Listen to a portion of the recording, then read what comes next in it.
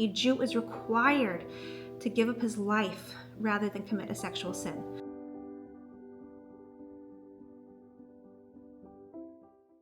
Have you ever wondered why Lot specifically chose to go to Sodom? After all, it was known as a place of great immorality. It was like the Las Vegas of his time. And Lot knew what the community was like before he moved there, and yet he actively chose to live there. Why? Because he was just like them. Lot had a drive toward immorality.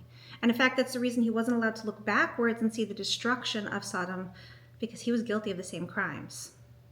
In Sodom, people lived by their own rules. They didn't follow God's rules. These were incredibly cruel people who intentionally abused other people, and they were sexually perverse.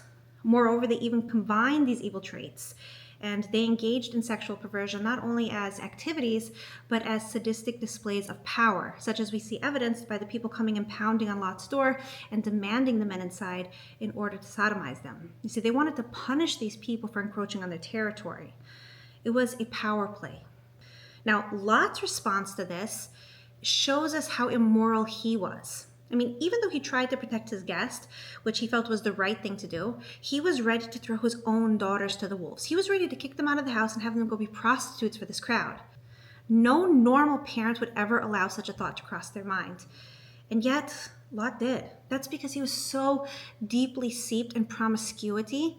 He had become so used to immorality that he was okay with it. He thought of women as objects, including his own daughters, and he was ready to just throw them out to be used. Now, because Lot was so immorally off-kilter, he actually came to the point of committing incest. Now, one second, you're going to say his daughters made him drunk and they caused him to commit incest. It was their fault, and that is true. But he also wasn't guiltless. Aside from the fact that he made decisions that set into motion this chain of events that brought him to the point of incest, he also set himself up for failure. You see, even though he engaged in relations on the first night with his first daughter without being aware of it, he eventually came to be aware of it, and yet he chose to get drunk, and on the second night, he became inebriated, and the same thing happened again. He put himself into a position in which he was going to fail, and he was fully responsible for the effects of that. Now, there's a lot to unpack here, but I want to hit on just a few things. Number one, you are responsible for the company you keep, so choose to associate with people who have good, strong morals. Somebody who truly loves God is not going to hang around promiscuous people. Bear in mind that if you choose to sit in a sewer, you're going to come out smelling like a sewer, and who wants that? Number two, one step in the wrong direction can lead to really bad places. It can start a cascade of events that just lead a person further and further and further into garbage. Lot's long string of bad choices set him up for failure, and he ended up in a really bad place. His bad decision was first his desire to be around the wrong people.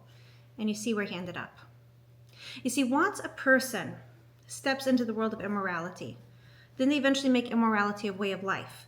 And you can rest assured that they won't maintain strong boundaries and they won't have many breaks. And our sages actually say that a person who thirsts for illicit relations will eventually come to eat their own flesh, meaning they will engage in incest, just like Lot did.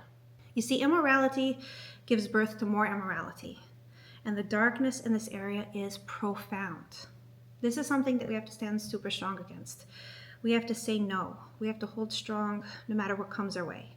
Because this is one of the things that God hates the most. And in fact, a Jew is required to give up his life rather than commit a sexual sin, such as adultery, incest, bestiality, or homosexuality.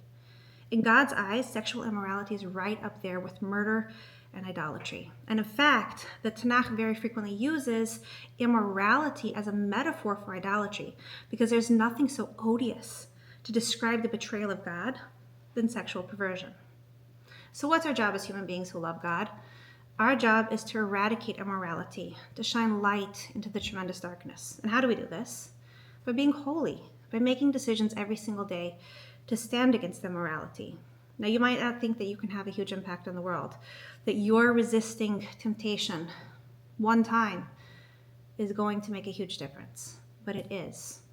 You see, a little bit of light can dispel a lot of darkness. So every time we make a step in the right direction, we're doing something so holy and so good. And just like Lot made a bad decision in the beginning and it led downhill, the same is true in the realm of holiness. Every step in the right direction makes a very big difference. And we can shine tremendous light on darkness. So Don't get animal. Don't give in. Be holy, because you are holy. Your deepest essence is holiness. Your truest self is a piece of God. So bring that light forward, and together, let's shine a lot of light and dispel a lot of darkness.